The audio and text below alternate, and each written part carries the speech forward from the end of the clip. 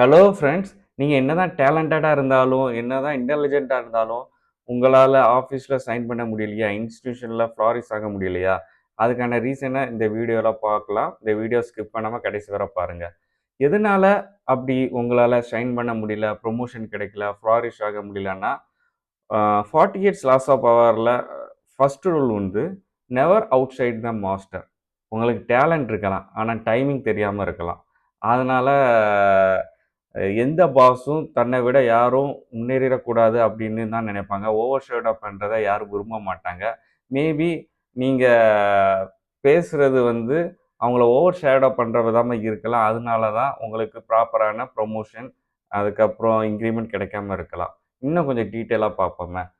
So ஒரு office meeting நடந்துட்டுருக்கு. உங்க மேனேஜர் ஆர் பாஸ் வந்து ஒரு ஐடியா குடுக்குறாரு. அத விட பெட்டர் ஐடியா நீங்க குடுக்குறீங்க. எல்லாரும் எம்ப்ளாயீஸ் கிளாப் பண்றாங்க. நீங்க நினைக்கிறீங்க, வாவ்! ஐ இம்ப்ரெஸ்ட் எவ்ரிஒன் அப்படின்னு நினைக்கிறீங்க. ஆனா திங்க் அபௌட் யுவர் பாஸ். அவர் அப்படி நினைப்பாரா? அப்படி நினைக்க மாட்டாரு. இவன் இப்ப வந்துகிட்டு ஐடியா சொல்லிட்டு நம்மளோட அ இவன் ஓவர் ஸ்மார்ட் பண்ணிட்டு இருக்கானா? அல்லது ஓவர் ஆக்ஷன் பண்ணிட்டு இருக்கானா? அப்படிதான் நினைப்பாங்க. ஸோ அது வந்து உங்களுக்கு ஆப்பா தான் முடியும்.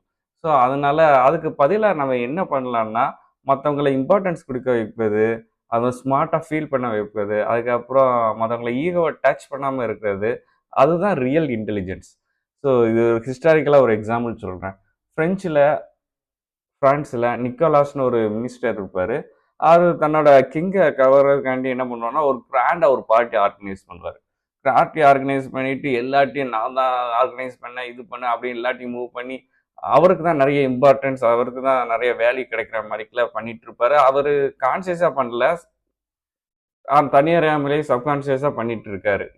இதனோட விளைவுகள் என்னன்னு தெரியாம. அதனால என்ன நடந்தது? கிங் வந்து அவருக்கு ஜெயிலுக்குன்னு அனுப்பிட்டாரு. ஸோ ராங் பெர்சன் முன்னாடி உங்களோட வேல்யூவ, பவர ஃபுல்லா காமிச்சீங்கன்னா, அது உங்களுக்கு ஆபத்தா தான் முடியும். It is equivalent to self destruction. ஓகேவா? ஸோ நம்ம கிங்கா இருக்கலாம். அதுக்காண்டி அதுக்காண்டி நம்ம லயன் மாரிக்குல எல்லார் முன்னாடியும் ரோர் பண்ணிட்டு இருக்க முடியாது. ஓகே. இண்டிபெண்டன்ட்டா கிங்கா இருக்கலாம். அதுக்காண்டி எல்லார் முன்னாடி லயன் மாரிக்குல ரோர் பண்ணிட்டு இருக்க முடியாது. ஸோ அத நம்ம பண்ண ஆரம்பிக்கும்போது, பாஸுக்கு வந்து இன்செக்யூர் ஃபீலிங் வரும்.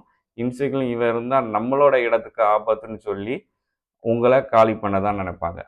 So my dear friends, never ever outside the master. ஓகேவா? ஸோ இந்த மாரிக்குல வீடியோஸ் வேணும்னா, இந்த சேனலை லைக் பண்ணி சப்ஸ்கிரைப் பண்ணுங்க. Thank you.